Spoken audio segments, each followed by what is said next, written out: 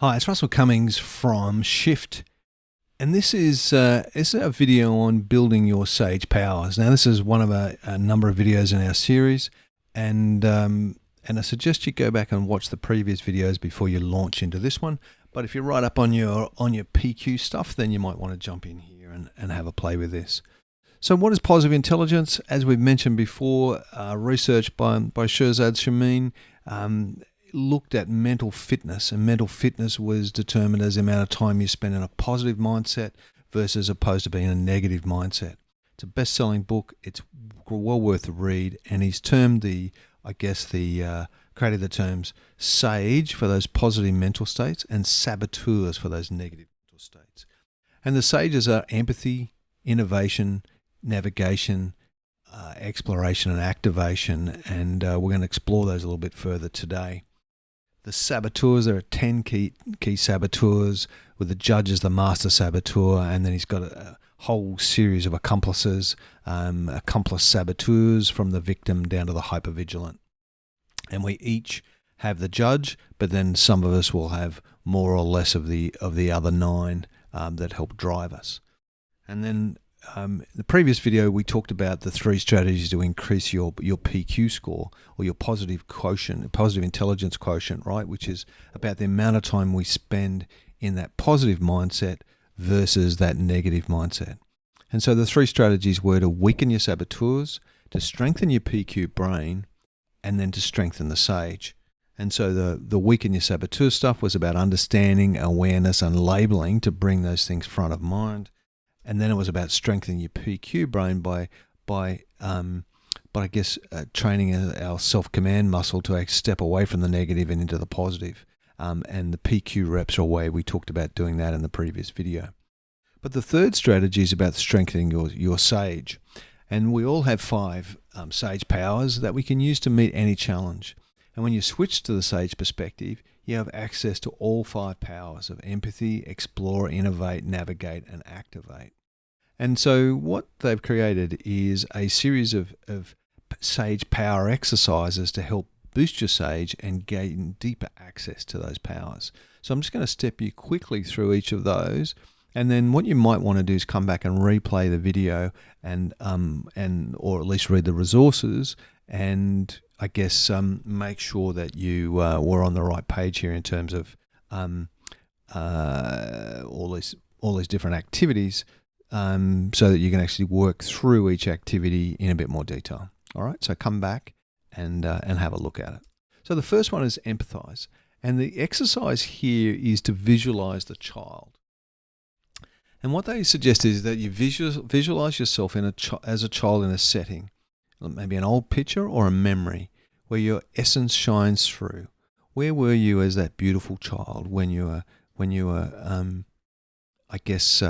young and innocent and with wild-eyed anticipation looking on the world? So make sure you want to select a vivid and detailed image that triggers feelings of caring and empathy.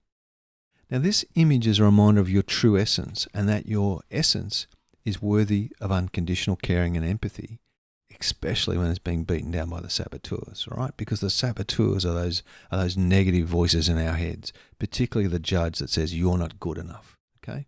So part of that is looking back and saying, there's a time when I am good enough, right? And so what we want to do is generate empathy for ourselves and think through that, and what was I as a child, and what characteristics did I have, and what things were important. Now, the same holds true for generating empathy for others. If you're feeling at someone's feeling upset at someone's saboteurs, because often, if you read the book, they'll talk about that our reactions to people, we're actually reacting to their saboteurs, and their saboteurs trigger our saboteurs, and so you may be hijacked by your own saboteurs in reacting to them. So recover your sage. Just take a mental moment to visualize the other person as a child and understand their true essence. So just think about them and say, what do I think this person was like as a child?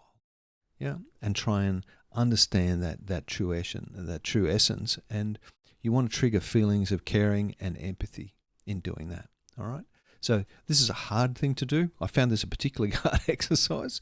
And not so much visualizing myself, but visualizing others and trying to think about them and think about what their true essence really is.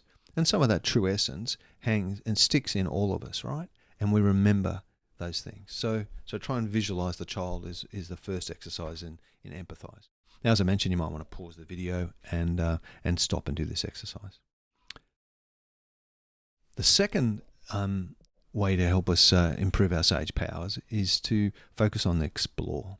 And they call this exercise being a fascinated anthropologist. So this is about becoming a keen observer of what simply is without any other influence over the situation.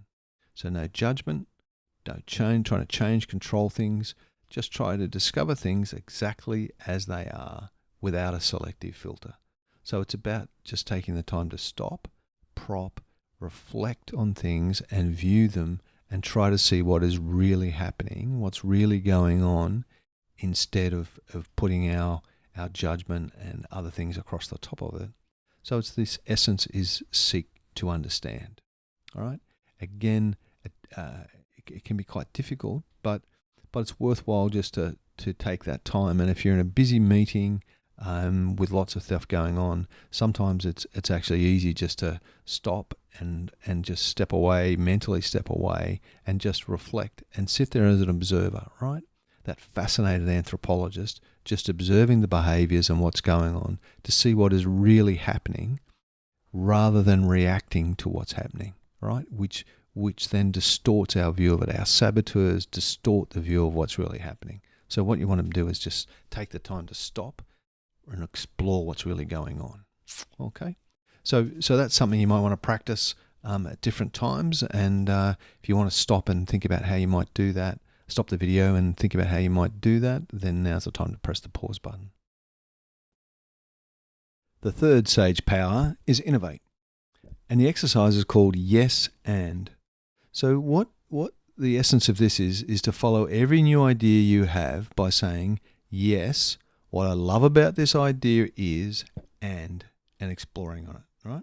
So with this approach, every idea is appreciated rather than judged. So you're not saying, oh, this is terrible, it's a stupid idea, whatever, crazy. You're going, no, I love it because of this, and this is what I think about it, all right? So you're starting with generating a positive reaction to it all, right? And the key is rapid succession, right? Whether played in your head or in a team setting. So if other people are putting ideas up, the first thing you want to say is, yes, what I love about this idea is blah, blah, blah, and then make further additional comment on it, right? Rather than just jumping and saying, no, I don't think so. It's really interesting. In my experience as a coach, there are certain clients and people that I've coached, and their first reaction to every question is no. Yeah, it's where they go to first. It's their first reaction. And then they'll often think about it and come back around and go, oh yeah, I thought about what we said the other day and I think we can go about it this way. All right. So it's about changing that pre-hardwired response so that you actually get a positive response. Okay. And thinking about it. So coming at it from a very positive perspective rather than that negative perspective. All right. Again, just take some time, press the button, press the pause button, stop and have a think about it. And I guess I get you to replay some ideas and things that you've come up with recently and put this methodology back over the top of it. So the fourth sage power is navigate. All right. And this exercise is called flash forward. So when faced with a fork in the road, imagine yourself at the end of your life looking back at the choices you're now facing. From that perspective, it doesn't have to be at the end of your life, but it can be from the future. End of life's a bit dramatic. So it should be the future looking back and go, from that perspective, what do you wish you had chosen at this point? All right. Now, important that you have a think about where you want to be, and then you stop and go, okay, where, what choice should I make at this point if that's going to lead me to that outcome? All right.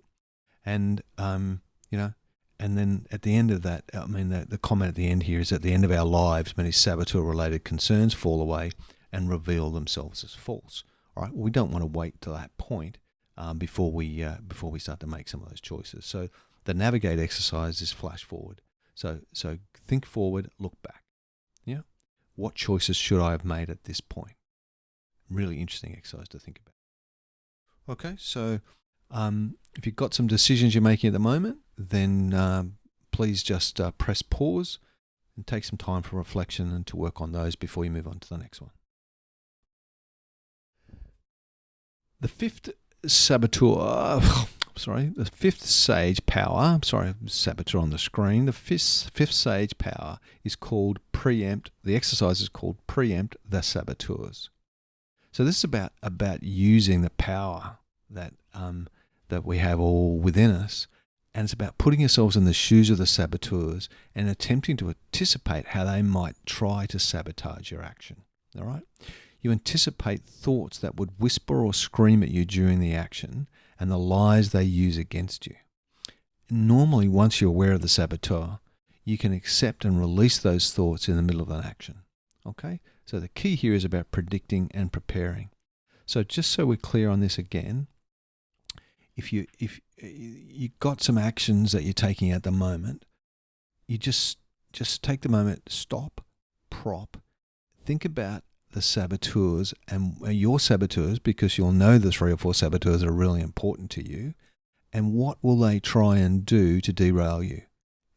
You'll have a history of this sort of stuff, and you'll know why you haven't succeeded in the past as well. So look back at past actions and go, well, that's what the saboteurs did, and use that as a way of helping you predict how your saboteurs may react to this current situation. All right? Once you're aware of them, then you can actually go through the labeling and the PQ process and other things to help release them to let you move on to your sage process, that sage process. Okay? All right. So again, just press pause and just take time to reflect on some actions you're about to take, or you've taken recently, and start to get a handle on just how the saboteurs, and predict what impact they're having on you. So what are the next steps? So the next steps are to take the time to work through each of these sage power building exercises. My suggestion is that you might say, righto, for the next week, the next 5 days, I'm going to work on a different sage power exercise every day, and just try to practice it every day with different situations that pop up in that day, and practice it. So work through all 5 sage power exercises. Of course, you'll be working on the weakening your saboteurs and building your PQ muscle. But if you just work on each of these sort of sage power exercises, let's say one a day, one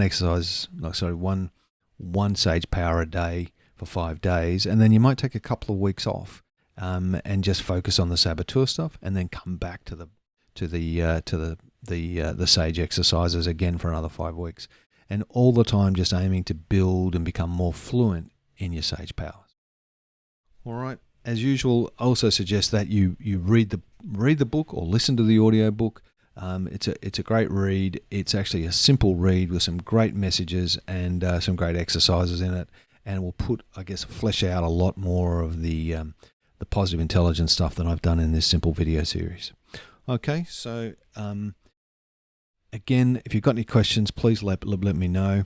But otherwise, work on these exercises, and then the next video is the final video in the series, which is about building a PQ plan for yourself. So how do you build a plan to improve your positive intelligence quotient? Okay, hope you've enjoyed it. Thanks for your time. Cheers.